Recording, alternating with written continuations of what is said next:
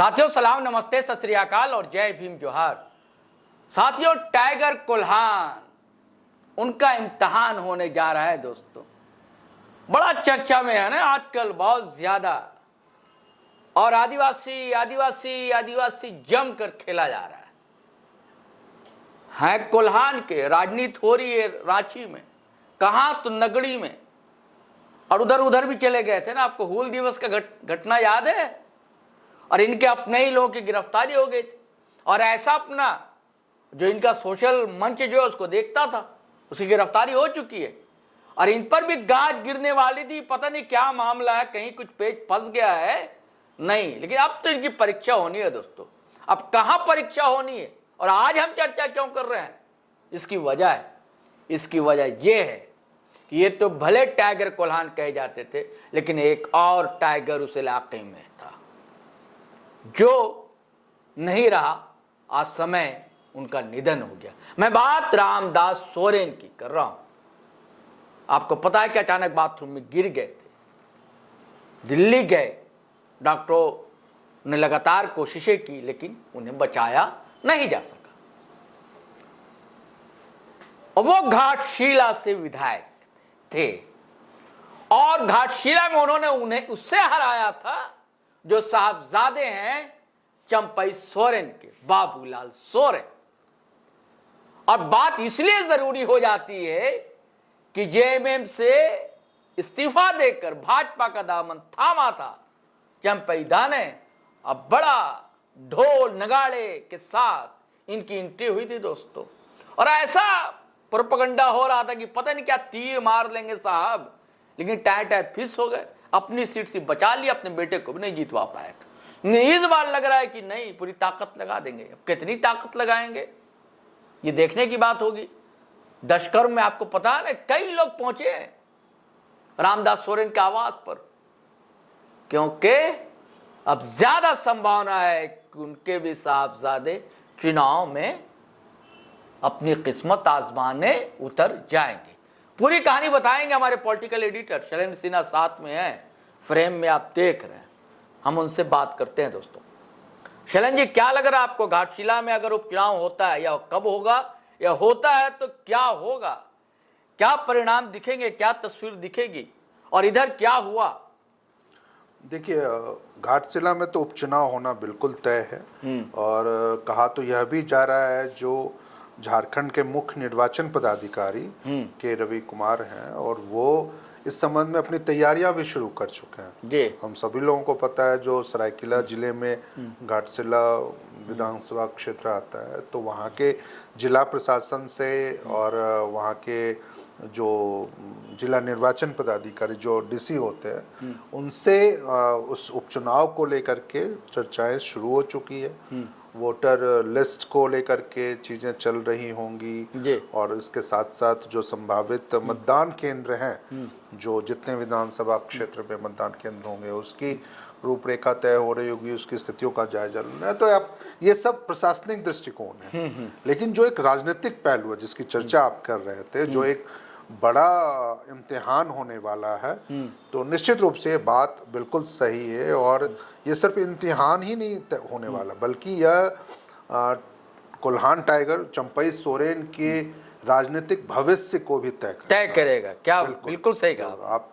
जिस तरीके से, जैसा आपने कहा, और ये बात सही है, जिस तरीके से वो रांची में नगरी 2 के मुद्दे पे काफी मुखर है, और लगातार पिछले दिनों उन्होंने ऐलान किया था जो हम वहाँ हल जोतो रोपा रोपो कार्यक्रम करेंगे। हालांकि फिर खुद ही वो घोषणा कर दिया उन्होंने सोशल मीडिया के माध्यम से, जो मुझे हाउस अरेस्ट कर लिया गया, जबकि प्रशासन ने ऐसी कोई जानकारी नहीं दी थी। हाँ। सरकार के स्तर पे भी इस बात की कोई पुष्टि नहीं हुई थी, या नहीं कहा गया जो उन्हें हाउस अरेस्ट किया गया। लेकिन चंपई सोरेन ने खुद अपने आप को कह दिया जो मुझे हाउस अरेस्ट कर लिया, जबकि कुछ देर के बाद वो मीडिया से बात करते भी नजर 4 बजे जी बात करते नजर आए। वो उनके आवास के सामने अंदर ही बात करते रहे, लोग आते रहे जाते रहे। तो किस बात का हाउस अरेस्ट? कोई हाउस अरेस्ट नहीं था। लेकिन खैर, वो उनका पहलू है, पूर्व मुख्यमंत्री रहे झारखंड के, उन्होंने ये दावा किया था। तो वहां उनकी एक परीक्षा होने वाली थी, लेकिन वो उससे दूर रहे, यानी उससे फेल रहे ना, फेल होगा कह लीजिए। हाँ, यदि वो दूर रहे तो निश्चित उन्हें लग गया कि भीड़ जुट नहीं रही है। निश्चित रूप से ये हाँ। बातें सही कह रहे हैं आप, जी। या जो भी आशंकाएं रही हो, जो जी। भी संभावनाएं उनको अपनी दिख रही होगी, उनकी राजनीतिक तौर पर जो भी उनको अपनी चीजों को लेकर के रही है, लेकिन वो वहां नहीं गए। लेकिन अब और अभी चर्चा अभी कह उन्होंने रहे कहा है सत्र के अंतिम दिन उन्होंने कहा मीडिया से कि वो बड़ा एक सम्मेलन करने जा रहे हैं आदिवासियों का, वही नगड़ी में ही करेंगे, लाख डेढ़ लाख लोगों को महाजुटान महाजुटान जी। अक्टूबर के पहले हफ्ते में ये कहा जा रहा है, जो अक्टूबर के पहले हफ्ते में महाजुटान होगा। लेकिन एक बड़ा दिलचस्प ये मुझे देखने को मिला, अभी पूरक मानसून सत्र खत्म हुआ है झारखंड विधानसभा का, उसमें सदन के अंदर वो नहीं दिखे। जी जी जी। पता नहीं क्यों उनकी गैर मौजूदगी नहीं रही नहीं, वो वहां गए पर। हैं अंदर तो गए हैं, लेकिन पिछले चर्चा में हिस्सा नहीं लिया। पिछले 2-3 दिनों का जो मतलब कि काम काज रहा सदन में, हिस्सा नहीं लिया उसमें वो मौजूद नहीं दिखे मुझे। नहीं नहीं, गए हैं वो, हो सकता हमारे है, सामने देखिए, गए आप अंदर। सही बात कह रहे जी। होंगे। हाँ, एक गए जो हैं, पहले दिन या दूसरे दिन वो पहुंचे गए थे और उन्होंने बातें भी कही थी, मीडिया वालों से बातें की, लेकिन अंतिम दिन जिस दिन मुख्यमंत्री का संबोधन होना होता है, विधानसभा के कामकाज की समीक्षा और विधानसभा अध्यक्ष को कहना होता, उस दिन वो नहीं दिखे। तो खैर वो एक अलग मसला था। तो ऐसे में अब भले वो नगरी 2 को लेकर के महाजुटान कर ले और तमाम चीजें कर ले, आप गोड्डा जा करके वो इनका सूर्या हांसदा का इनकाउंटर मामला भी उठा लेते हैं और आप उसकी चर्चा भी कर लेते हैं, मीडिया में भी लंबी चौड़ी उसकी चर्चा लेकर रही और एक आक्रोश भी दिखाई दिया था जो आदिवासियों के मुद्दे पर। लेकिन असली परीक्षा तो वो हमेशा कहते हैं, क्योंकि ये चाहेंगे कि इनके ही लड़के बाबूलाल सोरेन को टिकट मिले। वो होगा भी। वो देखिए, बीजेपी अभी ऐसी परिस्थितियों में नहीं है जो वो किसी नए प्रयोग करे। हाँ, प्रयोग भी करे और किसी नए व्यक्ति को टिकट दे दे। लेकिन हमें पहले ये लग रहा था जो शायद वो रामदास सोरेन को के प्रति, क्योंकि वो काफी उनके करीबी रह चुके हैं चंपई सोरेन के, और आप कई लोग तो ये भी दावा करते हैं जो वो उनके राजनीतिक गुरु रह चुके हैं। तो खैर वो एक अलग मसला है।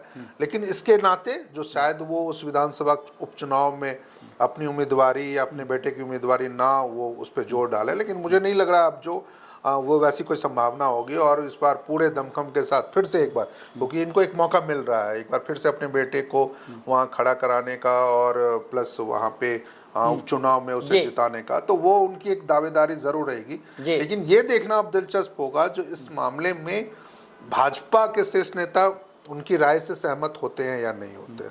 दूसरी तरफ आप सुनते हैं कि दशकर्म था, श्राद्ध वगैरह था, क्या था उसमें, बड़ा भीड़ जुटी, सुनते हैं बड़े बड़े लोग गए, बहुत लोग जो है राज्यपाल गए, मुख्यमंत्री गए, मंत्रीगण गए, विधायकगण गए। तो आप एक कह सकते हैं जो वो इनके बेटे के प्रति, उस परिवार के प्रति, लोगों के प्रति उम्मीद तो ये की जा रही थी जो लगभग 1 लाख लोग उसमें जुटे हैं। तो ये भी चर्चा रही, उन्होंने पहले ही बताया था कि उन्हीं के लड़के की, हाँ, वो दावेदारी रहेगी। तो ये आप इसको ना एक राजनीतिक नहीं, हम लोगों ने पहले ही ब्रेक की थी चैलेंज की खबर। हाँ, उसके तीसरे दिन फिर भास्कर ने खबर छापी। हाँ, वही जो बात हम लोग 3 दिन पहले बता चुके थे, वही भास्कर 3 दिन बाद छापा। उपचुनाव होता है तो कौन उम्मीदवार होंगे जेएमएम की ओर से, तो वो चीजें तो निश्चित रूप से तय ही है। जो उनके रामदास सोरेन के बेटे, बड़े बेटे जो हैं सोमेश सोरेन, वो उम्मीदवार होंगे। और यही मैं जो कह रहा था, जो दशकर्म और श्राद्धकर्म या फिर आप इसको संस्कार भोज कह रहे हैं, जो वो एक राजनीतिक प्रदर्शन के रूप में भी आप देख सकते हैं। बिल्कुल बिल्कुल सही। उस परिवार के प्रति उनके रामदास सोरेन के लोग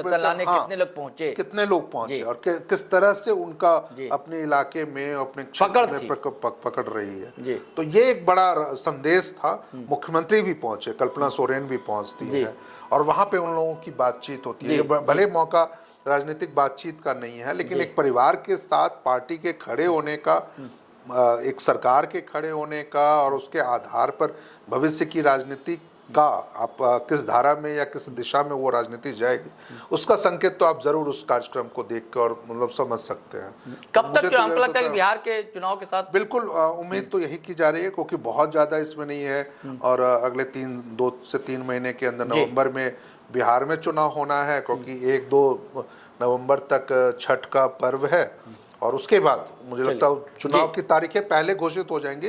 लेकिन जो तारीखें होंगी चुनाव को कौन कौन से तिथियों में होगा, वो लगता है जो 2-3 नवंबर के बाद की तारीखें होंगी। क्योंकि पिछली बार भी जो 2020 में चुनाव हुए थे बिहार में, तो उसमें 3 चरणों में चुनाव हुए थे। इस बार भी यही उम्मीद की जा रही है जो बिहार में 3 चरणों में चुनाव होंगे। जो आखिरी चरण होगा मुझे लगता है उसी चरण, जो भी तिथियां होंगी उसी तिथियों में झारखंड में भी वो विधानसभा उपचुनाव। अब देखिए साथियों, बड़ी परीक्षा है 2 साहबजादों की। जो बड़े लीडर और उनके 2 साहबजादे यानी कि दो लाडले, उनका भी इम्तहान है। टाइगर कुल्हान का तो इम्तहान है ही, उन दोनों बच्चों का भी इम्तहान है। अब देखिए किसका भाग चमकता है दोस्तों, किसके सितारे बुलंद होते हैं, ये देखने की बात होगी। हम दोनों को इजाज़त दीजिए दोस्तों, लेकिन गुजारिश है जाने से पहले कि अगर आपने हमारा चैनल सब्सक्राइब नहीं किया तो कर लीजिए और वीडियो धड़ाधड़ फटाफट खटाखट शेयर कीजिए, लाइक कीजिए, कमेंट ज़रूर किया कीजिए, लेकिन भाषा की मर्यादा का पालन करते हुए। इजाज़त दीजिए। जय हिंद, जय भारत।